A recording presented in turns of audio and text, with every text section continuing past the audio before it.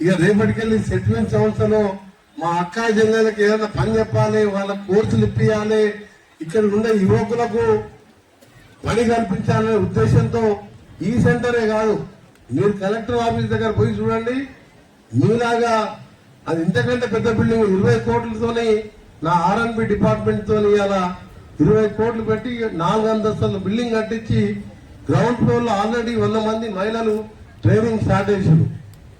Training అంటే మహిళలు ఒకటి ఒక స్టిచ్చింగ్ ఒకటే కాదు, అన్ని రంగాల్లో నేర్చుకోవాలి. ఇలా మహిళలు లేనే లేదు. మహిళలు పైలట్లుగా ఉన్నారు, ఈరోజు ఆర్మీలో ఉన్నారు, ఎక్కడ ఏ రంగంలో చూసినా మహిళలు ఉన్నారు. ఈరోజు ఆఖరికి మున్సిపల్ కార్పొరేషన్ లో ఇవాళ సగం మంది మహిళలు, ఇలా 40 మందికి 26 మంది కార్పొరేటర్లే మీరు ఉన్నారు మహిళలు. ఇంకా 6 నెలల్లో ఒక చట్టం వస్తున్నది, వచ్చే ఎలక్షన్ లో 33% మంది ఎమ్మెల్యేలుగా మహిళలు కాబోతున్నారు. అంటే మహిళా బిల్లు కూడా వస్తున్నది. పార్లమెంట్ కూడా 33% మంది బిల్లు పాస్ అయిపోయింది అప్పుడే.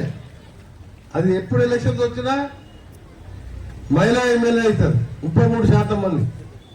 అందుకనే మహిళలకు ఒకటే నేను కోరేది, మహిళలకు పురుషులకు తేడా లేకుండా పట్టుదలతో అనుకుంటే ఏదైనా సాధించవచ్చు మనం. ఇలా ఐఏఎస్ లో ఐపీఎస్ లో చూస్తే, ఐపీఎస్ లో అంతమంది సెలెక్ట్ అవడే కాదు, ఐపీఎస్ ట్రైనింగ్ తీసుకోవాలంటే గుట్టలు కొండలను ట్రైనింగ్ చేయాలంటే అలాంటి ఆఫీసర్స్ ఎంతో సగం మంది ఐపీఎస్ ఆఫీసర్స్ ఉన్నారు. ఏ విధంగా అవుతుండ్రు, వాళ్ళకు పట్టుదల, నేను ఐపీఎస్ కావాలి, ఎస్పీ కావాలి, పేదవాళ్ళకు అండగా ఉండాలి, నేను కలెక్టర్ కావాలి, పేదవాళ్ళకు సహాయం చేయాలని సగం మంది ఆఫీసర్స్ చేయాలి. ఐఏఎస్ ఐపీఎస్ లు కలెక్టర్లు ఎస్పీలు మహిళలుగా ఉన్నారు.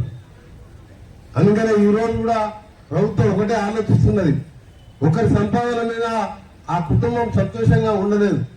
మీ పిల్లల భవిష్యత్తే కాదు, మీ పిల్లల భవిష్యత్తుతో పాటు మీరు కూడా యాక్టివ్ గా ఉండి మీరు చేసే 4 కార్యక్రమాలతో మీ కార్యక్రమం మీ ఇంటి పక్కల మీ సరౌండింగ్స్ లో గాని ఎక్కడ చూసినా ఎలాంటి కార్యక్రమాలు చేయకుంటే పలాంటి ఇంట్లో పలాంటి చెల్లెమ్మ ఈ కార్యక్రమం చేస్తున్నది, ఇంతమంది కంప్యూటర్ కోచింగ్ ఇస్తున్నది, ఇంతమంది ఎలక్ట్రీషియన్ కోర్స్ ఇస్తున్నది.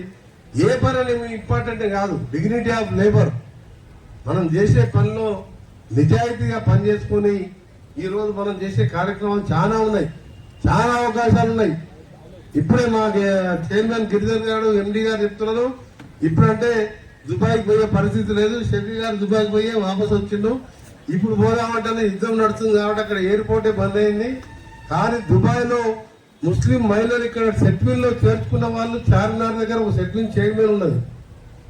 నేను గతంలో మినిస్టర్ ఉన్నప్పుడు అప్పుడు నేను సెట్విన్ చైర్మన్ గా ఉన్నా, సెట్విన్ ఎండిగా ఉన్నా, అప్పుడు చైర్మన్ గా ఉన్నా. సెట్విన్ నా డిపార్ట్మెంటే ఉండే. కానీ ఈ మధ్యన మళ్ళా డిమాండ్ పెరిగింది. రేపు మళ్ళా వాతావరణం జరిగిన తర్వాత నల్గొండలో ఉన్న వాళ్ళు దుబాయ్ పోదలుచుకుంటే ప్రభుత్వ పరంగా మీ అందరినీ కూడా ఎవరికైతే ఇంట్రెస్ట్ ఉందో ఎలక్ట్రీషియన్ కోర్సెస్ కానీ మీ చదువుకున్న కోర్సెస్ లో దుబాయ్ పంపించే కార్యక్రమాలు ఇప్పుడే కలెక్టర్ గారు చెప్పారు. మహిళా సంఘం సభ్యురాలు అయితే తప్పకుండా గవర్నమెంట్ గురుకులాలను కానీ స్కూల్స్ లో కానీ ఎక్కడైనా సరే ప్రైవేట్ టైలర్స్ పోకుండా సంఘాలకే ఇవ్వాలి అని చెప్పి మొత్తం కూడా ఆర్డర్లు మీ కుట్టు వాళ్ళ డ్రెస్సెస్ ఆర్డర్స్ కూడా మీకే ఇవ్వాలని కూడా కలెక్టర్ గారు చెప్పడం జరిగింది. మెడికల్ కాలేజ్ ముందే 5 కోట్ల రూపాయలతోనే ఒక మహిళా సంఘాలకు ఎక్కడ లేదు మన తెలంగాణలో. First petrol bunk, diesel bunk, అందులోనే క్యాంటీన్, అందులోనే మెడికల్ కాలేజ్ ఉంది కాబట్టి నర్సింగ్ స్కూల్ ఉంది, నర్సింగ్ కాలేజ్ ఉంది. ఇప్పుడు యంగ్ ఇండియా స్కూల్ వస్తుంది. Super Bazar, petrol bunk, restaurant, coffee shop అన్ని పెట్టి ఇలా 2 మంత్స్ లోనే 2 మంత్స్ లో పెట్రోల్ బంక్ ఓపెన్ చేస్తాం. ఆ సంఘాలకు ఎంత వస్తుంది, నెలకు ఎంత ఎన్ని ఖర్చులు పోయినా 15-20 లక్షలు మిగులుతుంది. ఆ సంఘ సభ్యులకు ఎంత వస్తుంది చెప్పండి మీరు. మొన్న కూడా 5 కోట్ల రూపాయలు, 4,97,00,000 రూపాయలు వడ్డీ లేని రుణాలు ఇచ్చినాం. ఇంకా కూడా మీ అందరు కోరుతున్నాం, మీ సంఘంలో లేని వాళ్ళు ప్రతి ఒక్కరు కూడా సంఘంలో జాయిన్ కాండి. అది కొత్త సంఘం అయినా సంఘం జాయిన్ అయినా కొన్ని రోజులకే మీరు ఒకసారి 50,000, 1,00,000 రూపాయల 2 లక్షల లోన్ ఇప్పించే బాధ్యత నాది. నేను కలెక్టర్ గారు టౌన్ లో ఉంటారు కాబట్టి మీరు మేయర్ గారు ఆఫీసులో ఇస్తే ఆ మేయర్ గారు కూడా బ్యాంకర్స్ పిలిచి మాట్లాడతారు, కలెక్టర్ గారు కూడా మేయర్ గారు చెప్తారు, బ్యాంకర్స్ చెప్పి మీరు సొంతంగా 4-5 గంటలకు వ్యాపారం చేసుకునే విధంగా ఇవాళ సెటిల్మెంట్ సంస్థని నల్గొండలో ఇవాళ ఇంత పెద్ద సంస్థ మహబూబ్ నగర్ కంటే మంచి బిల్డింగ్ ఉన్నది, మంచి ప్లేస్ ఉన్నది. రేపటి నుంచే ఫాల్ సీలింగ్ స్టార్ట్ చేసి పైకి వెళ్ళి కూడా కూలింగ్ వేసి లోపల ఏసీ రూమ్స్ తో పాటు అదనపు క్లాసెస్ పెట్టి మీ అందరికి కూడా అండగా ఉన్న విధంగా చేస్తానని మీ అందరికి కూడా మరొకసారి మీరు ఎవరు కూడా నల్గొండ ఎమ్మెల్యేగా నేను మీ అందరికి మాటిస్తున్నా.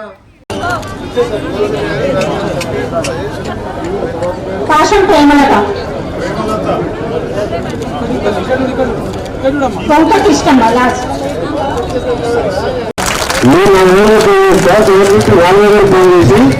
నెక్స్ట్ మండే నుంచి ఎంతమంది వస్తారో మంది ఒక బ్యాచ్ స్టార్ట్ చేయండి.